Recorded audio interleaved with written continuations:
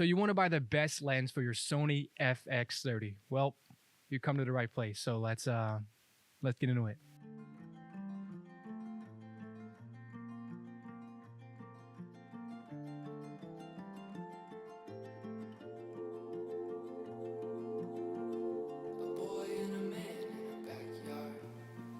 Like I said, this right here is a Sony Fx30, and obviously not the lens I will be talking about for the most of this video. I gotta reach back here because it's one of my favorites, and they just sent me another one because I asked them.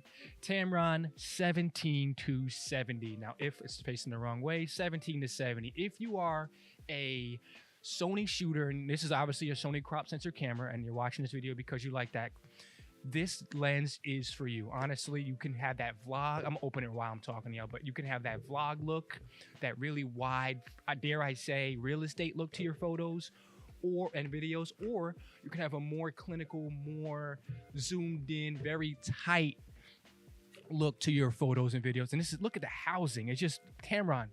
You're stepping it up year after year. If you're watching this, the quality has gone crazy. If you guys think they're just like sending me videos or sending me gear and I'm just doing it for the video, go back 5 years ago on this channel. I had the Sony a6100, which is a similar sensor to the Fx30, just not as many, you know, bells and whistles as the Fx30. But back then I did a video on the original 17-70 and the 18-300. This is years ago, and those videos did really well because I was genuine, and I am just trying to pass the knowledge along. But this right here is a 17-70 f2.8 constant aperture zoom lens, which is pretty awesome to have in your kit as a solo filmmaker, solo videographer, solo photographer, whatever you have it. So one of my favorite things about this 17-70 is just you're able to have those constant accessories because it has that circle that is, I think it's 67 millimeters in length. So you're able to put all those accessories on. Most of the Tamron lenses in general have that same circle size. So it's like, I don't know, someone correct me in the comments. I always forget what that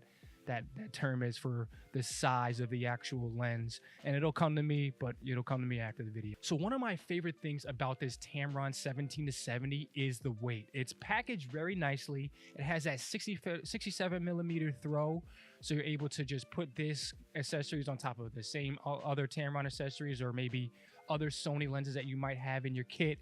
And it doesn't make noise when it zooms. Like, it makes a little bit of noise. It does hold the zoom a little well. Like, my biggest complaint about my Tamron 18-300 and my other Tamron lenses is that sometimes it doesn't hold the zoom pretty well. So if you're holding it down or you're holding it up, you might start to see it clap down a little bit. But overall, this is a great lens to have in your kit because it just gives you so many different looks from one lens. It does make you lazy. I'm not gonna lie, it made me lazy as a filmmaker. I'm like, why would I back up when I could just, you know, zoom out? So it has created a lazy filmmaker in me. But if you're somebody who needs that efficiency, who likes to do multiple things on one shoot, you want to do portraits, you want to do wide stuff, you want to do landscape, dare I say, real estate stuff, this lens right here is for you. I've recommended it so many times. I'm not just recommending it now because they sent another one and I like to keep that relationship. Yes, but no, if you go back years on my channel, I have spoken about Tamron's build quality, Tamron's overall lens buildedness, if that's even a word, ability to keep building high quality lenses. There you go. That's what I'm looking for. And yeah, they've been doing an amazing job. And I hope they come out with a model 2 of this, maybe make it a 17-85. Like, that would be crazy with that f2.8. And Tamron is just, you're overall killing it. Keeping it wide open is something that you like to stay away from when you become a well-established videographer. Like, you don't always want to shoot at the most wide open thing. Yes, in low light, that's dope, especially with the Fx30. Like, having a low light lens is cool. Like, when I say low light, I mean a low aperture, like 1.8, 1.4, 2.8. Like, having that is cool at weddings and events. But when you're trying to do more narrative work, you don't want to always be focusing on the very end of people's noses or on one eye or one mouth. Like, you want to get more than one thing in the shot, or you don't, and you want to have that narrative sort of in and out breathable focus. So who is this lens for?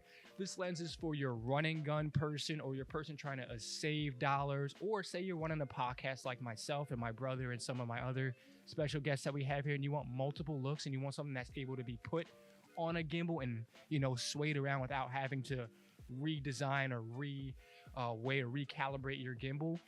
this right here is for you. Fits snug in your bag. Honestly, look at the size comparison. This is the FX30 with a, I keep forgetting the name of this lens, 70 to 200 G master lens, and look at that.